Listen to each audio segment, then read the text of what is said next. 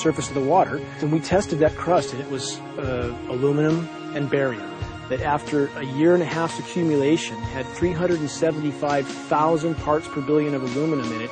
It's literally toxic. We can say conclusively that what we see in the sky matches expressly what's outlined in numerous patents, and the materials on the ground match those patents. This material was not there 5 years ago. It is a recent phenomena in the quantities it's in. It has escalated in some cases 50,000% in 5 years in the case of aluminum. From our original baseline reading of 7 parts per billion, which was already high, it has escalated up to 50,000% in 5 years. And we've seen profound changes in that time. Dr. Leonard Time, PhD in chemistry, I cross-checked with him, and he says the oxides of aluminum, barium, and strontium will drive your pH into the from an acid soil like this up into the neutral. There's no question about it. And that's exactly what you see happening. Wow. I have a doctorate in inorganic chemistry from Oregon State University, in which I was working with different metals and oxidation states, and then did a postdoctorate work at Brandeis, where I was working stabilizing off oxidation states of different metals. The goal is to sort of figure out how everything fits in the dynamic equilibrium of life. I was working with Francis up in Mount Shasta, and he showed me some rainwater analyses that had to do with levels of aluminum, strontium, and barium in the atmosphere. So I feel the major toxin in these chemtrails is the aluminum. And from the levels we were looking in at Mount Shasta, this is totally unacceptable. When you get to metals and biological systems, you're no longer talking about the bulk aluminum that people think about when they're drinking from soda pop cans and that. So once it gets to the aluminum oxide stage, it just forms a plaque within your arteries and shuts down life. When you take elements that normally aren't out in the environment and you start putting them in the environment, it raises some serious red flags. Aluminum is a very specific nasty in biological systems. It takes that site and it never lets go, and it shuts down the site, and that's it. And so as you accumulate aluminum over time, it causes major neurological damage because it ends up as aluminum oxide that's essentially stuck in place and can't be flushed out by normal systems. At the core of everyone's condition, there's always some level of toxins. And aluminum is known to have cancer-causing effects. The half-life is decades. I think that we should be working on taking more of these toxins out of our environment instead of adding more toxins in. It's very concerning that if we add more toxins to our environment, that will be increasing the rates and risks of cancers. Even one patient is not worth it. So sad that they would consider putting aluminum in our environment to affect something when they could be causing so much more damage. Wherever the material is coming from, it is there. The amount of metal falling on us cannot be disputed. Absolutely, this is not speculation. The amount of metal in the last 4 years, as I said, have increased to a degree of thousands of times, and California Air Quality Resources Board has studied the aerosols from China. These metals are not amongst them. Mike, the reason I've chosen to focus so primarily on this issue is I feel all other issues are secondary.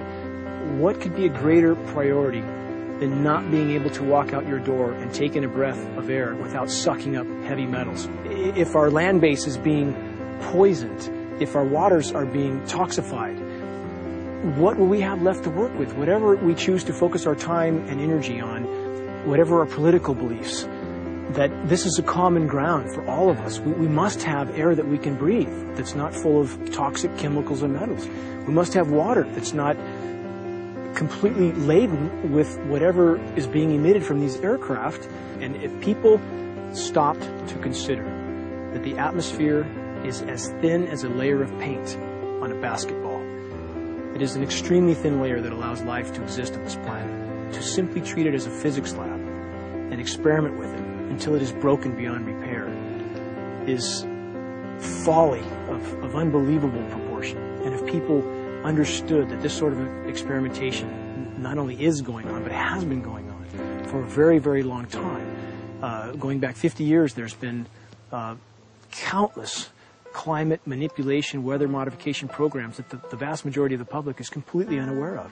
And if they think that this is not true, that certainly that somehow they would have known if it was occurring, I would ask them to look at things like Agent Orange and the things that governments do because they can, because there's no one to stop them, because they have these huge military machines that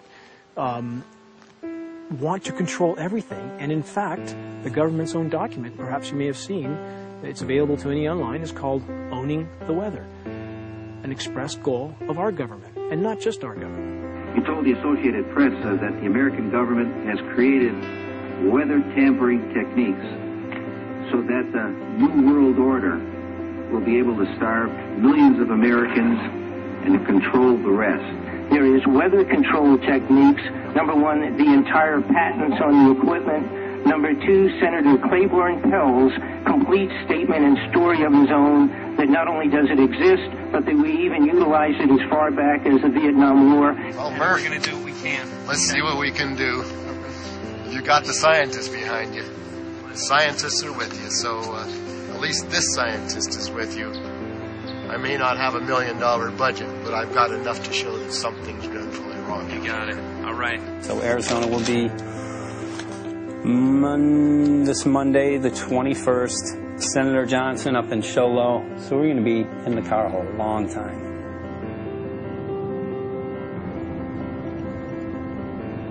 Well, it is such a pleasure.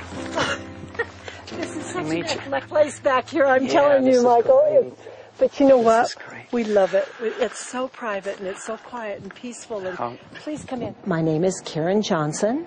I served in the Arizona State Legislature for 12 years. I was in the House for 8 of those years and in the Senate for 4 of those years. When you see a plane fly overhead, there's a trail that leaves the end of that plane, and it goes from one horizon all the way to the other as the plane flies across, and it begins to filter out and cover more and more of the sky in kind of ripples. It widens out and fills the whole sky. I mean, how could anybody think that that was the case? And then to live and to be underneath that and know that whatever is in that is falling down upon you and upon your animals and upon the earth. And I mean, it's frightening to me.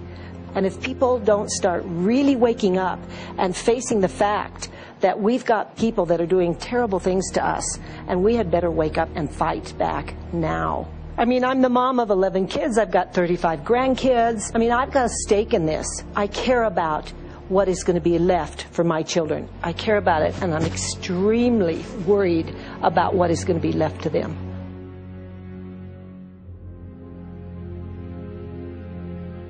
Aluminum is toxic, and we know that it's accumulative. And we know that we're getting more. So we're absorbing it in the air. We're drinking it in our water. So we are accumulating more. So the thought of more aluminum being dispersed in our environment in the way that you mentioned is very frightening to us and very disturbing to us. Those of us who have done any research on this are really quite concerned that we are ill-informed about this issue, and mostly that it's being done. Aluminum is toxic. We know that it is. We can debate as to the amount of toxicity that is going to be disturbing the body, but as far as really accepting the fact that it's accumulative, it's synergistic, then we have to conclude that it's not a good idea to put it in our atmosphere, especially when we know we're getting increased amounts, and especially since we know that the scientific communities around the world are pointing a finger at the heavy metal toxicities, at the toxicities that we're absorbing in the day-to-day food that we eat and the air that we breathe. The concern is off the charts about why is this happening? Why is this being allowed to be sprayed continually all over the United States, all over the world? Who is paying for this? I mean, the incidence of Alzheimer's has just skyrocketed, which evidently has to do with an accumulation of aluminum in the brain cells. I mean, I think almost every family has been touched by a member as they get older having Alzheimer's. And it's a horrible disease. And to say that, well, this just came because people drank soda pop out of aluminum cans, you know, when my father passed away with Alzheimer's and he didn't ever drink soda pop, you know, that explanation doesn't ring true with me. And so I'm wondering, how much did this chemtrail spraying back in the Illinois area affect him? Aluminum and fine metal is an accelerant. A friend who's a firefighter up in Pine, Arizona for 20 or 30 years says that the wildfires now that they're fighting are way beyond anything they've seen before in intensity. And when you look at the air samples and you see the fine particles of aluminum, which is very flammable, and magnesium settling on the trees, this is causing unprecedented savage wildfire. But if you look at this, you can see these are parts per million. They sent this to me, and I just found this to be extremely interesting because we should have like 2 parts per million of aluminum in our air. And this is saying that there's 39,000 parts of aluminum. That's astronomical. Barium is high. I mean, these are way off the charts of what people should be breathing or what's coming down on them. And, you know, if people wonder why their health is deteriorating, why they're having to go to emergency rooms, why they can't breathe, you know, why they're getting Alzheimer's, this has been planned. We have elites, I don't know what you want to call them, one worlders, Illuminati, I don't know, whatever you want to call them. But with these people that don't care about the average person. They only care about themselves, their greed, their power, and if they eliminate, you know, 2/3, 3/4 of us from the planet, so much for the better for them, because then they don't have so many people to have to herd around and worry about. So this is a lot what this is about, and this is very, very alarming and scary. I mean, where is this stuff coming from, and why? Why is this kind of stuff being put out there? You know, I've heard different explanations about, oh, we need to cool the planet, all this and that. But if people are up there trying to cool the planet, why do they need all this kind of stuff in it? The explanations just never have really rang very true. And as I'm setting up the equipment, she looked at me, she said, all these trees here are dying. And I said, what? She says, all these trees in here are dying. So I thought, well, I'm going to test for aluminum, because that's one of the key things in the programs that we're talking about, and titanium. And I took some of this bark sample and tested it, and it came back positive with aluminum and titanium. Then I started traveling around California, noticing the same thing. In Lake Tahoe, there was a lot of the same type of bark, all through Sacramento area and Davis. Just about everywhere I went, I was noticing this silver white bark. What I think is happening is these chemicals are getting down and destroying the roots. And then as they come up, they're going out into the bark.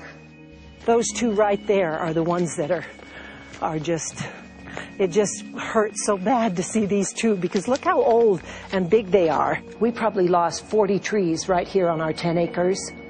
Every week, every other weekend, we'd see another tree that was beginning to die. And I mean, it's just so sad. We just cry. And to think that that might have something to do with it, along with their other explanations, would really, really frost me. Every time you lose a tree, you know, it's not good. It's just sad. And there's another one over here in this little group of trees here. Don't you feel better when you stand up and fight than if you crawl down in a little hole and go to sleep? You know, I mean, my gosh, people, your families are out there, children are out there, your grandchildren. I mean, you've got to do something to help.